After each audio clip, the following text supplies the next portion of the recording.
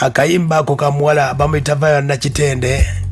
Nakitende abasinga mwasobola okuba ate nga mumanyirako mu ndongo ey'omukulu gwe bayita Bawa Sabula. Naye nga mu kutandika kwe yatandika eri ewa Pastor Yiga be bamu ku baana basobola okuba ate nga ayambako abajjukira Revival Band wadde teyagenda nnyo mu Revival naye nga Pastor Yiga yamukwatako yasobola okuba ate nga yamuyambako okutandika. Awo nno omukulu gwe bayita Bawa yasobola okuba ate nga musipotingira n'asobola okuba ate nga agamba talent eno asobola okuba ate nga agikolamu ekyenjawulo n'amutambuza paka we yasobolodde okuba ate nga amuteera mu mbeera eyo. Tukakasa nti embeera we bayawukanidde yabadde ennungi nnyo, oba oli awo yasobodde okuba ate nga akula ng'omwana waakula okuva ewaka n'ayiya ebibye, okulaga nti embeera oba yabadde ennungi tetumanyi oba yabadde ennungi, n'ekiraga ayinza okuba bafunyemu obutakkaanya oba obutakwatagana nga bw'omanyi bizinesi ne baawukana mu mbeera eyo. Bawa n'omukyala gwe bayita Viola Nakitende, akadde kano omukyala Viola Nakitende alina kampuni gy'alimu bagita Rush B Entertainment, era yamukoledde oluyimba olwo baluyita Ojjajjirya, omuwandiisi bamuyita Jamie Culture, ate nga producer bamuyita Brand Beats. Yasobodde okuba ate nga akuba oluyimba olwo mu audio ne video, era osobola okuba ate nga olusanga. Wabula oyinza okufollowingako omukyala ono Facebook page ze zonna omukulu yasobola okuba ate nga azisigaza nga bwe management gy'oba obaddemu Bawa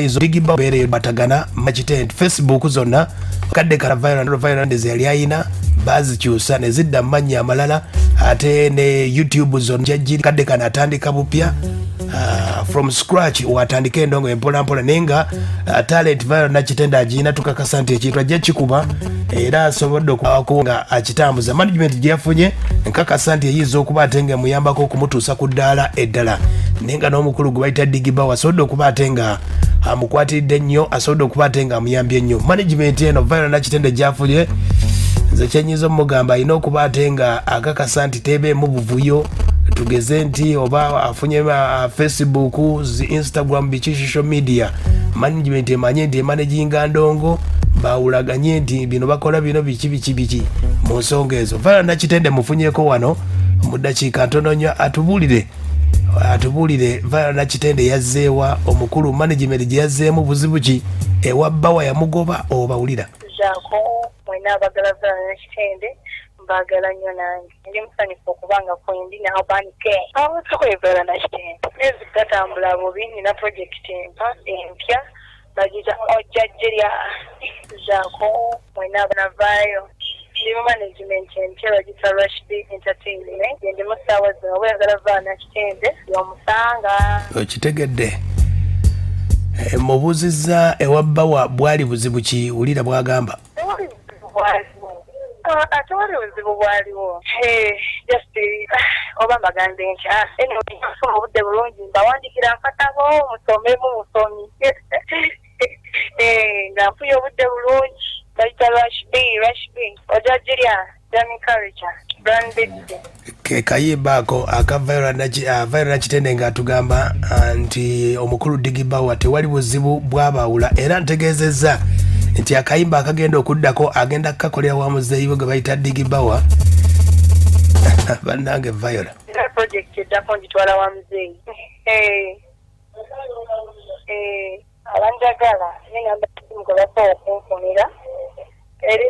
0702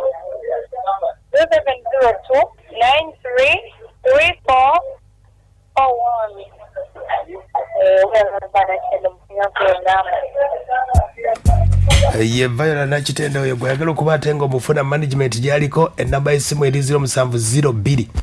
933 awo osobola okuba ate nga omufuna ku booking emikolo mbaga bivulu byonna osobola okuba ate nga omufuna. Wabula yebazizza abawagizi abamubeereddewo ebbanga lyonna, wulira bwagamba kumpagira obuwagizi bwabwe gemaanyi gange gye bakoma okumpagira nange gye nkumufuna amaanyi okubawa ebyakabi Ojjajjirya ne bwe naabeewuze nenditegesa eko taata mukama wange. Ye Viola Nakitende oyo yatukola ne ka drop kafa akatuyingiza kano kosinga okuwulira.